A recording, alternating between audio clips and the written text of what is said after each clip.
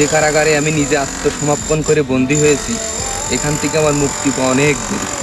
বিশ্বাস করেন ভাই, এই প্রবাসের মাটিতে আমার অনেক আফসোস হয়, আমার অনেক দুঃখ হয় যে শালার কেন এই মরণ ফাঁদে পা দিলাম। এখান থেকে বাড়ি যাওয়া এত সহজ নাই। প্রত্যেকটা প্রবাসী ভাই তার রুহু, আত্মা, মন, দেহ সব কিছু কেন্দ্রে যায়। আহারে, এই প্রবাসের মাটিতে কেন আসলাম? যে স্বপ্ন নিয়ে বিদেশের মাটিতে আসছিলাম, এই স্বপ্ন 2 বছর, 4 বছর, 6 বছর, 8 বছর, 10 বছর কেটে যাবে, তারপরেও এই স্বপ্ন পূরণ হবে না ভাই। এই স্বপ্নর দাম এত বেশি, এই স্বপ্নর দাম এত বেশি যে দিনের পরে দিন পরিশ্রম করে যাবে মানুষ, না ঘুমিয়ে ডিউটির পর ডিউটি করে যাবে, তারপরেও এই স্বপ্ন পূরণ হবে না। আরে কি শখের বিদেশ! আমি নিজের থেকে অনেক আফসোস করি ভাই এই প্রবাসের মাটিতে এসে। আমি এখন আমার নিজের দেখে আমি নিজেই হাসি যে হ্যাঁ, বাপে একটা কথা বলতো যে একটু নিজের সাথে কাজ কর, কোনোদিন করিনি।